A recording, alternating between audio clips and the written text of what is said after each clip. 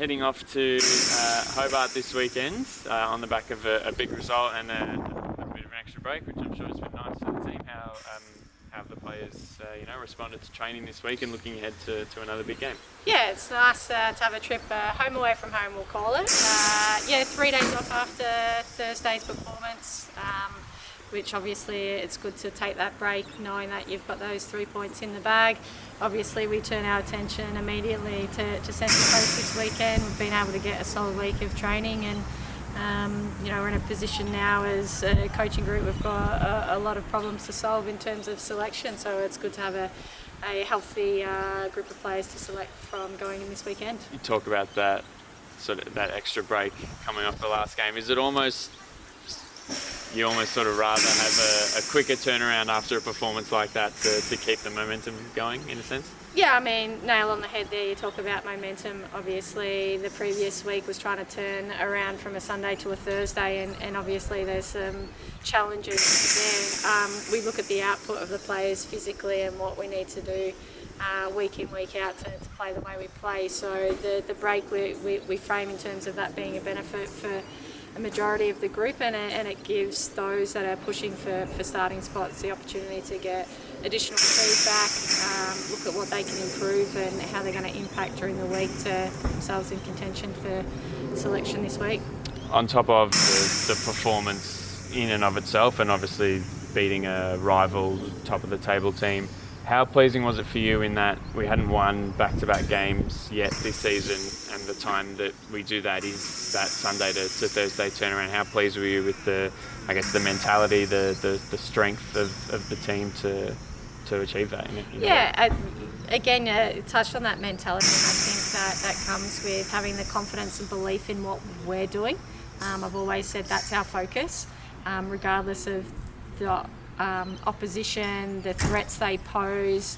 We'll look at, again, how do we exploit their vulnerabilities, and making sure we're putting players in positions that they leverage their strengths. And I think we've been able to do that well.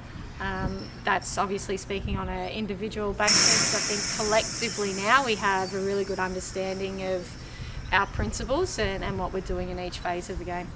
Getting Hannah back amongst the goals last week feels important for her and for the team. Just a word on her. Obviously she had that little injury setback, missed the 1 week, not scoring as freely as last season, obviously, when she was the Golden Boot winner, but a real positive for her to be back on the score sheet. Yeah, absolutely. We again talk about the inner belief and drive of players individually, collectively, as a team, as a club.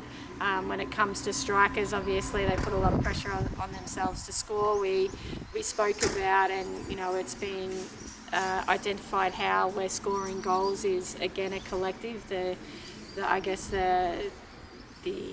responsibility doesn't fall just on one player.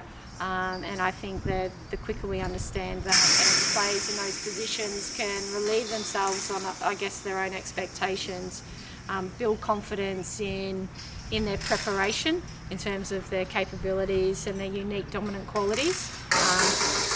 Speaking specifically about Hannah, we get her back in a position in front of goals and she hits the back of the net. Yeah, you talk about that. I think that's now, off the top of my head, I think Chloe's the top scorer with 5, Hannah and Age have 4, Kiwa's chipped in with 3 as well. You look at the combination of attacking options, Carly has 3, but she's obviously missed quite a few weeks. That's with Zim to come back in as well. That must be just so exciting for you as a coach to have those options. It is. I think, the fact we know in football, if there is one, it's that you have to score to win. So it's nice. Again, like I opened it, there's going to be some selection headaches going forward. We'll work really hard to make sure that, we're performance ready in terms of players knowing their roles and responsibilities. They won't change, collectively. Maybe what we'll see is personnel carrying out those roles and responsibilities may change, but what that means is hopefully our consistent performance, not only week to week, but within 90 minutes, we continue to show or build on showing a little bit more of a collective 90-minute performance with the reinforcements, you could say, that we can bring on during the game.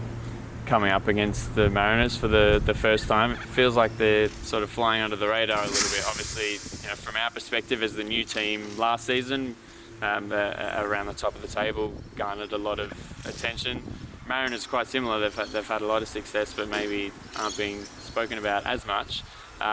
What sort of challenge do they bring in, and how important is this game this weekend?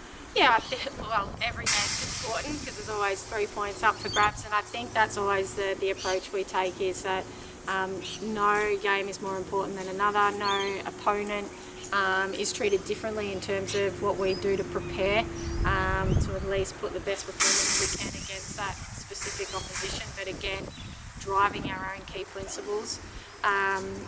Mariners, again, a restart for them, back into the league. But you're right in what you're saying. They're the new team, new kids on the block, and whilst they might be flying under the radar, I think particularly as we get towards finals and the way that the ladder stands or the table stands at the minute, you could be second to seventh from one week to the next. So, like I said, we go respecting the game, knowing that each week there's 3 points up for grab, and that's our focus. And just the final one, I mentioned it at the start, we're off to Hobart, the home away from home. Obviously the girls played there last season and had a great turnout for a doubleheader. The boys had a great turnout, unfortunate result last week. How much are you looking forward to getting down there? There's so many young football fans that are just clamouring for a bit of professional football to watch, so Yeah. It should be a good spectacle. Yeah, absolutely. I mean, encourage everybody to come out and watch and support the green and black. What's really pleasing is, being Victoria, probably the closest on the mainland to Tassie, that, we've had experience with a lot of players coming through some of our pathway leagues, and again into our squad. We speak of Amy, who, you've probably heard a little bit from her this week. So that's exciting, I guess, not only from our standpoint, but Tassie, Hobart as a region, to have access to the players, to the professional clubs, the coaches around, and come and have those conversations, come and meet your favourite player and support the game and be involved.